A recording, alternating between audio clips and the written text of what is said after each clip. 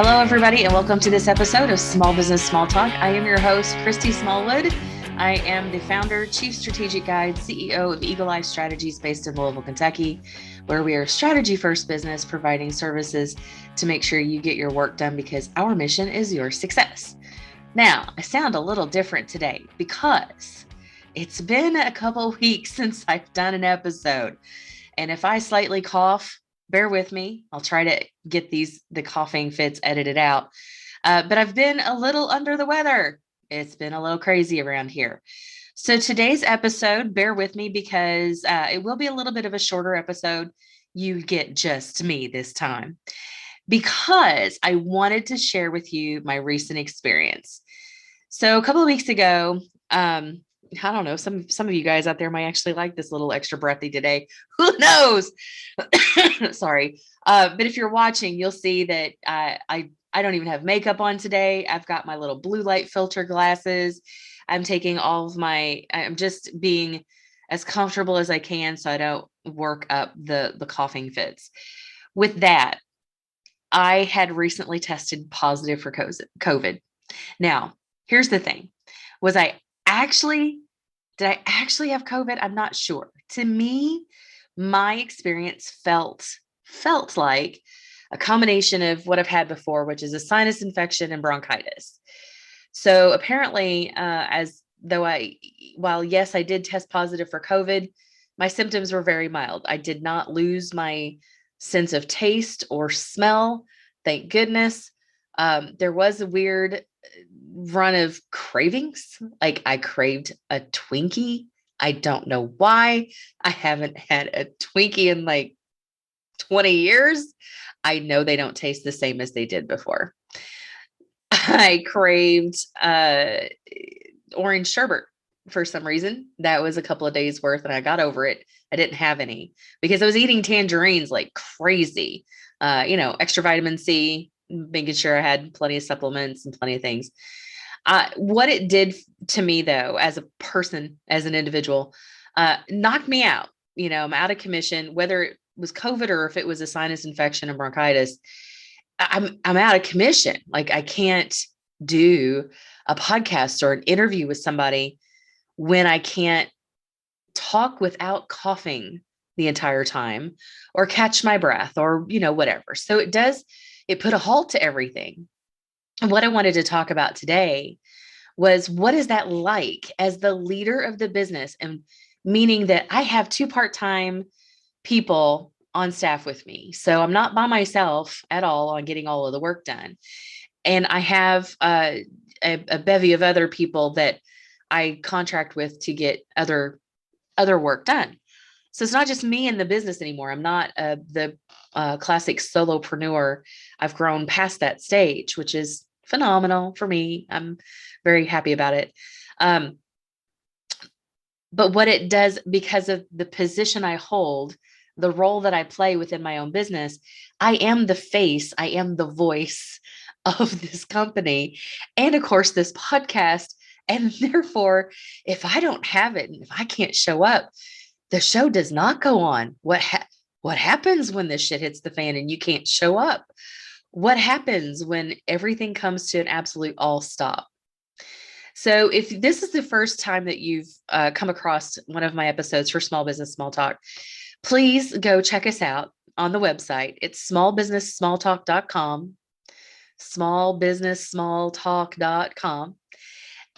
You can find all of the platforms that we're housed everywhere from there. Spotify, Apple Podcasts, for your listening pleasure. We also have a YouTube channel, Facebook page, website's fine as well. And we're making tweaks to the website to make sure like the contact form actually will work because that hasn't been working. So sorry about that if you're trying to reach out to me and the team. And if you have any questions or if you have a story you'd like to hear. So Small Business Small Talk, the podcast itself, has grown into and evolved into sharing the story of small business owners.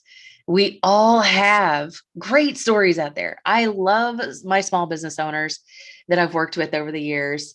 They're the best people ever. The passion comes through and I love that. it's a lot of family owned businesses and a lot of people who put meaning into what they do. And that means a lot to me because I don't really like to deal with the transactional stuff in the sense of I have a widget, I just want to sell the widget so I can make some money. That's not the people that gravitate to me to work with. So those are not typically my clients. I like those clients who like the meaning behind it and to really dive into some strategy and to, there's a lot of things that I love about my small business. And that's why I did this podcast this way. Originally it was to how can I share with you best practices and all of these things that I've learned. How can I just teach you something? Well, nobody wants to sit and be taught all day or lectured to. That's no fun. And you won't stick with that. Like, who cares? But when I share stories of other people who may be in your industry, or it might be something you've thought about doing, or they just have this fantastic story of what they were and what they are now, and like this transitional stuff, transformational things. I just love a good small business story. And small business doesn't mean unsuccessful. That's another thing. Definition of small business is, for me, it's more about how many people you have on the team, not how much revenue you're generating. And a lot of people will equate a small business to small revenue, and that's not the case at all. Some days I feel like it is for me, but I joke and jest. I keep my small business is like getting a bigger purse. You fill it up, right? Your budget accommodates to what you're trying to grow into, as it should. So as the budget grows, revenue grows, expenses grow, the whole nine yards. But small business makes the biggest impact in the world. We think it's companies like Disney, but what we don't realize is that while Disney is a global business with a shit ton of incendiaries out there of different arms of industries, like they are a media conglomerate for sure. They're big everywhere. They utilize hundreds of small businesses every day, thousands across the world, to be able to get the work done that falls under the umbrella of Disney. And we don't realize how big small business impacts a global company. I love the story of small business. I love to know those meaningful impacts. So I'm hoping that as you watch these episodes or you listen, that you get that same feeling, that you can walk away from listening to one of these episodes, watching an episode and say, man, that was really cool. And I learned not just about that was a cool person and that's a cool story, but you know what? They had that great idea. I wonder how I could apply that to my own business and my own self. So when I share with you today my story a little bit, I'm hoping that'll work the same for you as well, that you're going to hear what I have to say, stick with me a little bit, and then walk away going, you know what, if that chick can go through this shit and walk away halfway sane, I think I can too, because believe me, if I can do this, so can you. So tested positive for COVID. My physical symptoms weren't drastic. Thank the Lord above. Actually, the Lord right here with me all the time. Anyway, thank the Lord. It was not devastating physical issues. It did knock me for a loop. I've been very tired. It's actually not the most tired I've ever been, and I've felt worse fatigue. And of course, breathing issues. I've grown up with breathing issues, so I know how to manage not being able to breathe very well when you don't have an inhaler or things like that. When you're not used to having constricted breathing, it will probably freak you out and make it worse. For me, my entire life has been breathing issues. When I was very young, developed horrible allergies and asthma and all that kind of stuff. So I've always had to learn how to manage breathing in a day.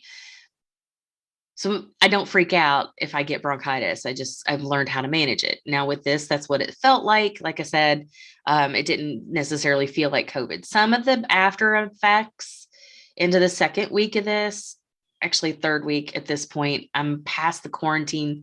I'm lifted from quarantine. I'm choosing not to get out for one more week, doing a lot of everything virtual again, so that I can control the coughing. I need to make sure there's certain things that I don't want people to be uncomfortable sitting across the table for me if I'm having this dry cough because I'm not used to talking so much anymore. But the after effects of it, that's different than just a regular bronchitis or sinus infection, is a lightheadedness and a headache. I have a lingering headache. So it's just kind of become my little constant companion. It's not my favorite thing, but it is what it is. So again, thankfully enough, I've not had super damaging physical issues, and I've completely just stayed away from people. I don't know where I picked it up. Don't have a clue how it all happened. It just did. At first, it felt like a minor earache, and I monitored symptoms and fever. I didn't have fever in the very beginning. As soon as I showed up to have a temperature of over my normal, I went to the doctor. So the biggest thing about being sick at all is try not to freak out, because freaking out, like the more negative energy you're putting into it, just doesn't help. So that's my biggest thing about anytime that I've been sick, is to remain calm. It'll go away faster. And it's one of the first rules is, okay, this is the thing I'm concentrating on right now. And what that did to the business side of things is, because I can only focus on one thing at a time when I'm sick like that. While yes, it puts me out of commission for anywhere from 3 to 5 to 7 days, it's not putting me out of commission for 3 months. Like, it's not exacerbating the issue for longer than necessary. I will shut everything down and let my body do what it needs to do to be able to heal appropriately. Now, again, thankfully, I didn't have the physical issues that caused me to have to go to the hospital. We're all good. Good management. So, but business wise, what does that do? Well, shit, there's a lot of work to do around here, and not just to grow my own business, but to take care of my current clients. So the first thing that I do is I have already set priorities in place. So crisis management style of priorities. When shit hits the fan, no matter what shit that may be, what is the first thing that needs to be secure? And that is the client work, because the clients are the ones that are taking care of paying the bills. Honestly, they are the ones who are providing the revenue for my business. And so I need to make sure they are taken care of first. If that means I have to have a clone of some sort, a backup, that's what I have to do. So when it comes to what I do with a business, my client work falls a lot under strategy work, and that means me, or marketing services. And then I have a training arm, which is me, and facilitation, which is me. Now, thankfully, in this particular time period, the only thing I had under my training and facilitation was a workshop on the calendar that Eagle Eye was hosting. So it was all me. It wasn't a client paid event. It was going to be a public facing. I decided to cancel that because I could not properly prepare. Oh, it broke my heart for a little bit, because I was really looking forward to that one. That was going to be fun. It was going to be a scavenger hunt style field trip / workshop, not your normal business planning workshop for sure.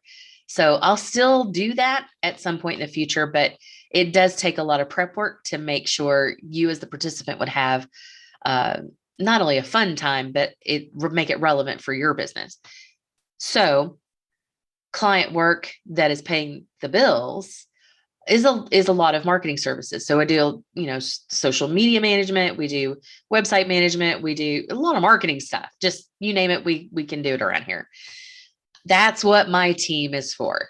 And so I had already had a team in place earlier this year to help make sure client work is getting done, and we're growing. Now the team is also helping me with all of the things to grow the business.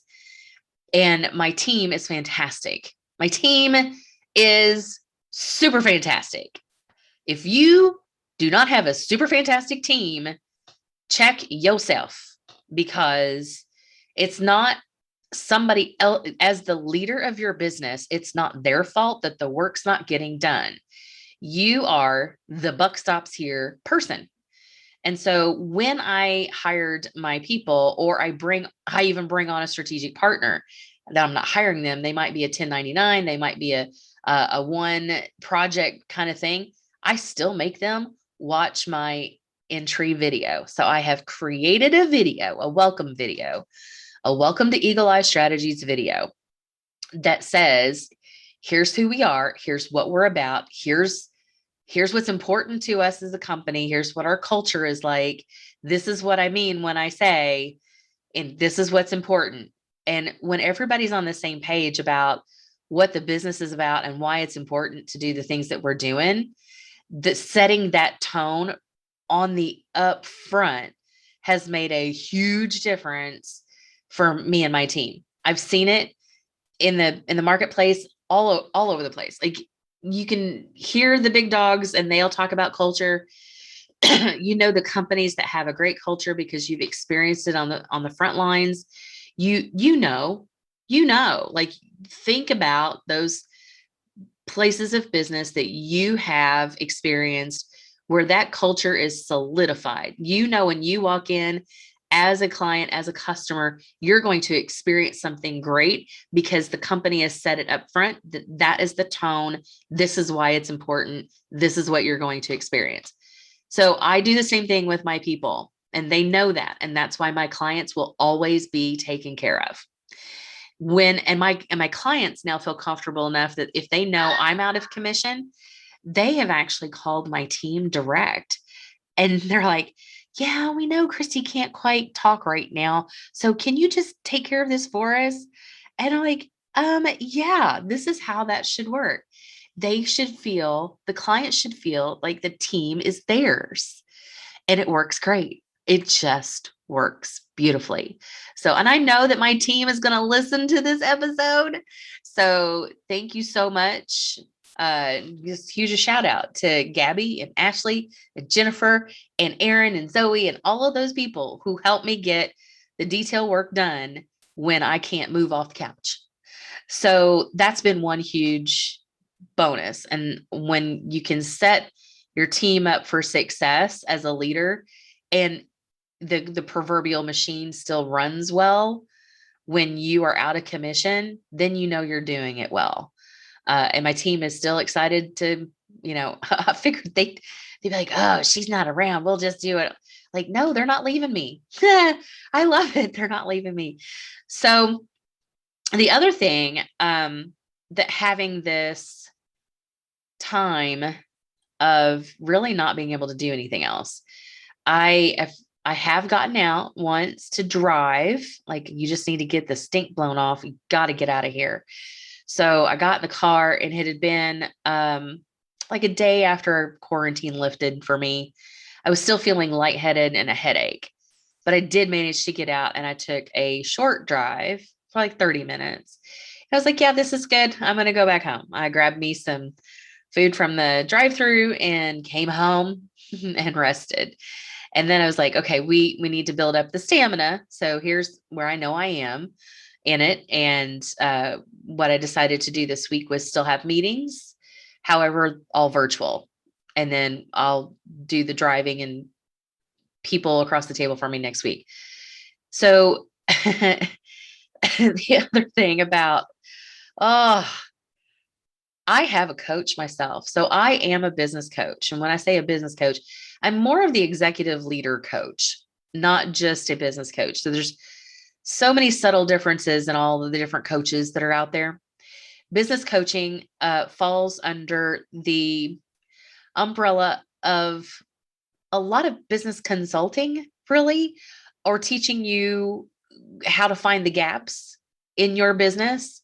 And some life coaching might be involved in that. Mine has more of the individual coaching. So not just the business overall P&L, like we're not going to go through your P&Ls until we get to that point of when is a P&L important to talk about, but what is it about you and how you are showing up in your business. So that's why I work mainly in executive leadership positions. I help the leaders be stronger leaders, basically. That's my style of coaching. With so I have a coach because I know how important it is. And Daryl, I love him dearly. He's the only one that's been able to coach me well. And I say that because I'm a pretty tough cookie. I know people like me, and um, it's hard for people like me to open up and be vulnerable. So I get it. Daryl allows a very safe space for that. This is what I do for my clients. I allow a safe space for them to open up and be vulnerable. No judgment. We're going to work through things at your pace, that kind of stuff. And so I know how important a safe space is. And I'm thankful that I found somebody that can provide that for me. Well, he shared some stories this week, which I love. I love to hear this. Again, small business stories. We're in it together. And it hit me like a freaking ton of bricks that I have sent for over a decade now. Before I even started my own business, I have been playing defense this entire time in my business. You wouldn't think to look at it. Like if you were to look on the outside, you're like, wow, look at all of this stuff that she's done and she's gotten accomplished. And look, she has awards and on the shelves and she's got the book out. I'm like, so what? It's not enough. It's never going to be enough. I struggle with it. Like perfectionism is a thing. Imposter syndrome is definitely a thing. But this past week has made me put an all stop even more on things in my life. And so I'm sitting here going, well, what's the point of it all? Reevaluating, right? Taking that time to reevaluate. Daryl and I have this session, and I was like, holy crap balls. I have been playing defense. What? You can't win a game playing defense all the time. I'm not scoring well here. So my homework this week, and I'm still in the middle of the homework, so I don't have final answers. So I have to come back for that. But my homework this week is to regroup and reevaluate. And what does that look like for me if I'm playing offense? If I'm not even playing the same game that my competitors are, do I give a flat rat's ass about what my competitors really are doing?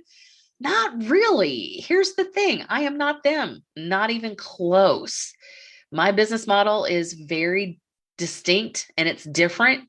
I cross over multiple industries, so it's hard to really, there is no box to put me in. Good luck with that. So, how do I like what, where, what?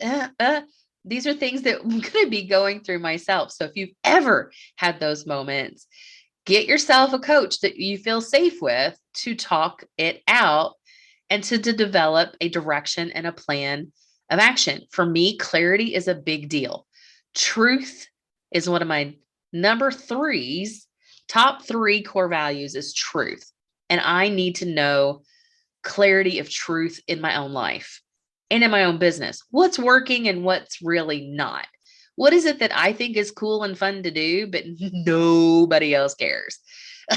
I'm sorry about that. Because it's true. Every business owner I've ever known has done something. They're like, this is going to be great. And nobody, like crickets, nobody shows up for that. And it's disheartening and it's disappointing. And then it sets you back mentally and all of that kind of stuff happens. And so as I'm sitting here sharing, these thoughts and this learning with you, I'm hoping that you're getting out of it like, this chick is a mess. Well, of course I am. And so are you. Like we all are our own unique messes. I like to take this time and figure out where I am in my story and what do I need to do to move this whole thing forward. So while we might think that my being out of commission is all about just being sick with COVID, it's a wonderful opportunity to regroup. So I wrote about it in the Being Super book. And if you can't see it on the video, I'm going to reach behind here, pulling out the book. So there is the concept behind this Being Super book. And I don't talk about my own stuff a whole lot. And so I'm going to today because it's just me. When I wrote this book, it was about sharing how I apply my love of not just the love of superheroes, but it's like, how do Christy, how do I manage to get through all of the shit that I've ever gotten through? Well, aside from my love of Jesus, because sometimes we all know, as much as I love Jesus and as much as you pray, sometimes it feels like that's just not enough. For again, truth and clarity are a big deal for me. So I like to know, where am I? What is really happening here? So the hero's journey is a literary outline of a sequence of events that typically happen in our lives. And that hero's journey has basically, so I've simplified it to like 5 phases of things. You get a call to something greater. You're getting a call out of your comfort zone. Something happens to shake it all up. And it could be something amazingly wonderful, or it could be something devastating. It doesn't always have to be negative. It could be something fantastic, but it's calling you out of your normal comfort zone. And then you go on the quest. Now, the quest is honestly the fun parts, the fun things about discovering more about yourself. All of the stuff just kind of gets heaped on you. Usually in the movies, this is that montage section that you see with the great song behind it. And you're seeing the development of the hero and their skills and powers and all that kind of fun stuff. That's the quest. Like, you really discover what you're made of. Also on the quest, your team shows up, your sidekicks, your mentor, all your support system shows up during the quest as well. But then you enter in battle stage. Okay. Battles. You're not going to win the first battle you're facing. That's a 1 in a million shot. You're usually going to get your ass kicked the first time out. So then what do? Well, there's things that happen during that stage of going into battle until you get to that defining moment, and then you're victorious in that. And then after victory comes continuing adventures, because if you woke up breathing today, you got a new adventure to step into. And I like to look at the world that way, because for me, it makes all of the crap have meaning. That it falls under a sense of significance in life, that this all has a purpose. I may not see the purpose today, but the belief that there is a purpose behind the pain and that the adversity is there to help hone my skills, myself to a new level. I like looking at the world that way because it gives me a sense of purpose and direction. Even if I don't feel worthy in a day, I know my life is worthy because I'm still in this continuing adventure stuff. Now, with Being Super, absolutely, my love of superheroes obviously comes through. So I've overlaid it with superhero stories as well as everyday people stories, and where that fits in each of these stages. Such as, let's talk about that back to the battle. When we talk about in the battle section, we're regrouping. So this past week, I've had a great opportunity to regroup. And there is a scene in the first Guardians of the Galaxy movie where this group of ex-con misfits just had their asses handed to them in battle. And they all feel defeated and miserable. And then Peter Quill stands up and starts talking. I look around at us. You know what I see? Losers. I mean, like, folks who have lost stuff. And we have, man, we have, all of us. Our homes. Our families. Normal lives. And usually life takes more than it gives, but not today. Today it's given us something. It has given us a chance. To do what? To give a shit. For once. Not run away. I, for one, am not going to stand by and watch as Ronan wipes out billions of innocent lives. Look, Will, stopping Ronan, it's impossible. You're asking us to die.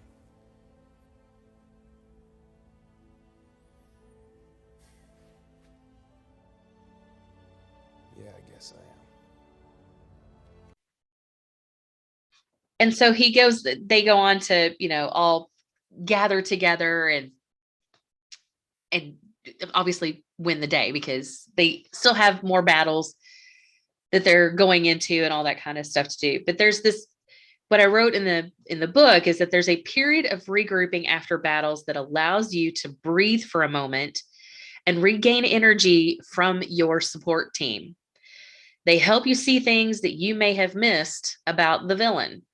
They help you refocus on the areas in which you excel. They ask the hard questions that help you get answers. They remind you what you are capable of and your purpose. That has come true for me this past week. Being, I keep calling it out of commission, but really I didn't tell the world about being tested positive for COVID, because I just don't want the backlash that comes from being told what to do when you're sick with COVID. I don't need people telling me what to do, period. So I just didn't tell the world. But in the process of that, my support system showed up in a big way, because people were concerned because I wasn't out so much. I wasn't showing up online. I wasn't my old bubbly self. Like, what's happening with you? Is everything okay? What can I bring you? What can we do? And we would have this brief but very meaningful conversation about how I showed up for them in their lives and why it's important and what about me makes it a good experience. And I'm like, this has been a really interesting and impactful and meaningful time for me. So for all of my support system listening out there, thank you. You guys mean a whole lot to me. And that's one of the things that is another bright spot that I've thought about this week, is that the person I am today is definitely not the person I was 10 years ago. I thought 10 years ago I had it together. Hang on while I lose my shit here. I thought I knew what a support system looked like and all of that kind of stuff, but I didn't realize that in and of itself, when you don't have the right people in your inner circle helping you, they're only hurting you. They're holding you back. They're hurting you. And you may not realize it until later, looking back. But I realize it now, that the person I was then is what everybody else wanted me to be. I'm now entering this stage of life where I'm becoming this person I always wanted to be. Does that make sense? There's a difference between being the person other people want me to be and being the person I want to be. And what I found out this week and over the past year or so, but what I found out is that people really like the person I want to be. And if I'm trying to fit the mold of something somebody else wants me to be, nobody's going to be happy in that situation. There is not one person that's going to come out happy about it. And so I'm really settling into this concept of be myself. Well, what does that even mean? Well, I've done a lot of pre-work to this. This is what coaching training is done, and leadership programs, and all of the stuff that I keep pointing in front of me, like you can see my bookshelf. All of the programs that I have participated in, or I have led myself, or I've done strategy sessions with people that I've learned things from. There's so much that I've learned in my my years, we're just going to leave the number out, but in my years of existence here, I have been on purpose developing myself. And now I'm developing myself intentionally in the direction I want to go, which is going to make a huge impact for my business coming out of this period of time of all stop, out of commission, things like that. Now, every year, probably about this time, usually, it's October. Uh, this is the fun time of year to do strategic planning for any business. Like, oh, we got to start this Q4. We got to start thinking about 2022 next year, whatever. I say you need to do it every day. You need to be thinking about what's coming up, what you really, are we still on track? But I do say quarterly check in. Well, first of all, let's address this. If you do not have a plan, you need to contact me, because everybody needs to have a direction with a plan that's flexible enough for you to meet objectives in the direction you want to go. If you have a plan and you have not looked at that sucker for months, well, you're missing the point of having a strategy. You don't really have a strategy, like you're not into it.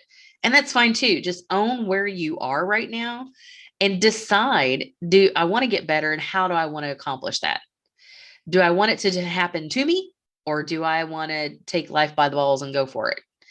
And and you know what? No, I ain't apologizing for my language. If you don't like it, you can change a channel. When I work with people, I'm pretty not hateful, but I am very direct about it. Like, let's just cut through all of the niceties, shall we? And get to the point of what it is that you really want to accomplish. Own it. If you want to be a millionaire in 90 days, well, what model works for that? It definitely, there's two ways to look at it. If you want to be a millionaire in 90 days, that's a huge transactional kind of business. Go for it. Find the model that works and do that thing. If you're like, yeah, I don't care about the money today, I want a business that's going to last for 3 generations, that's a whole different mindset.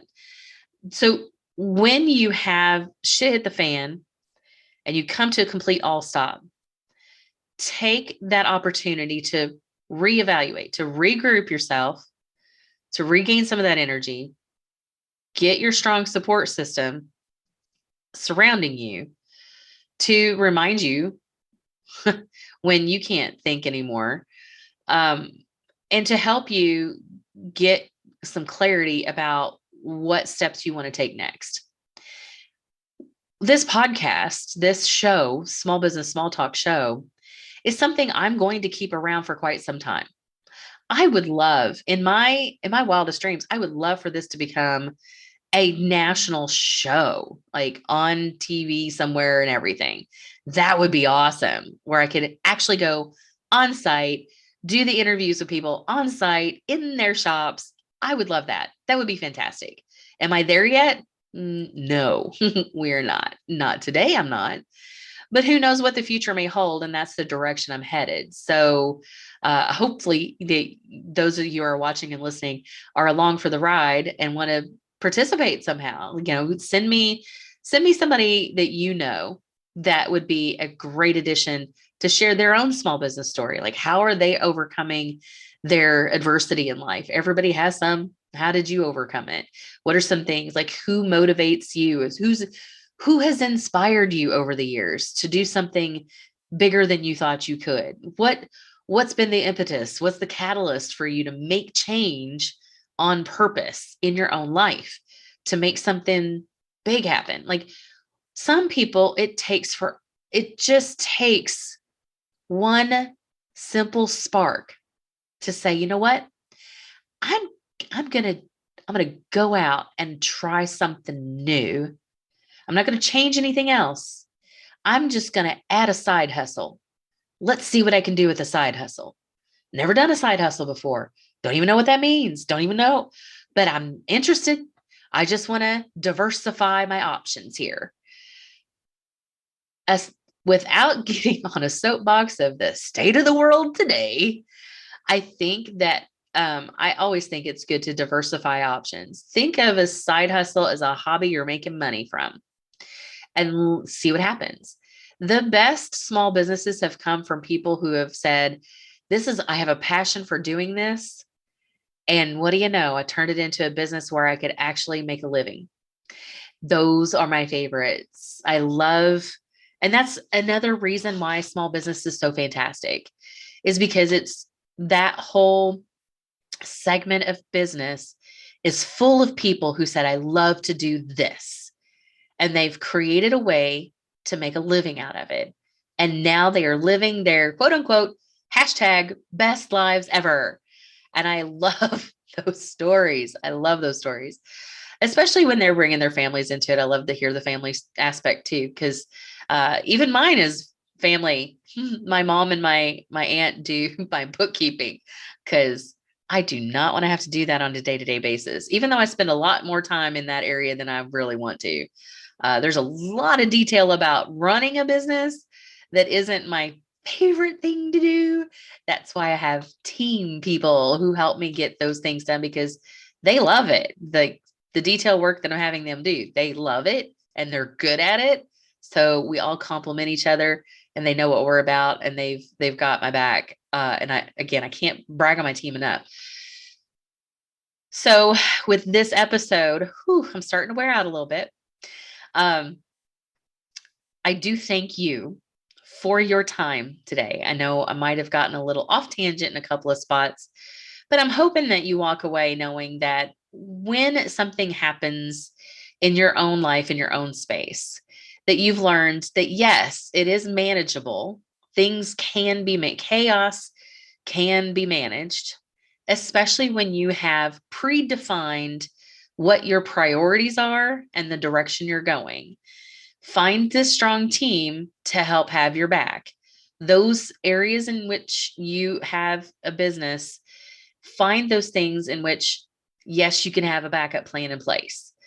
Some things, like doing a podcast episode where you are the face and the voice, may have to be put on hold until you're able to do them. And that's okay too. Having the flexibility, but communicating what's happening is always good for those who are counting on you. So for my regular listeners and attendees of the show, I appreciate you tremendously. I love the feedback that I get. I love that you love this show. Please help me spread the word, get the word out to more people. Thank you again for your time today. And just go, be super, find those things in your own life that makes your continuing adventures even more exciting every day. And with that, I have been your host. Thanks for listening to my story today. My name is Christy Smallwood, based in Louisville, Kentucky. I can go anywhere after I'm unquarantined. Connect with us. Let me know what you think of the show. Please give us a great review. Or you can be like, damn, that bitch is crazy. Who knows? Like, I'll take that one as a compliment. Just saying. As long as I'm fun to listen to, we're good. With that, thanks you again. It's been a pleasure, and we'll have more guests shortly to have again on Small Business Small Talk. Go visit the website, smallbusinesssmalltalk.com, and we'll see you again on another episode.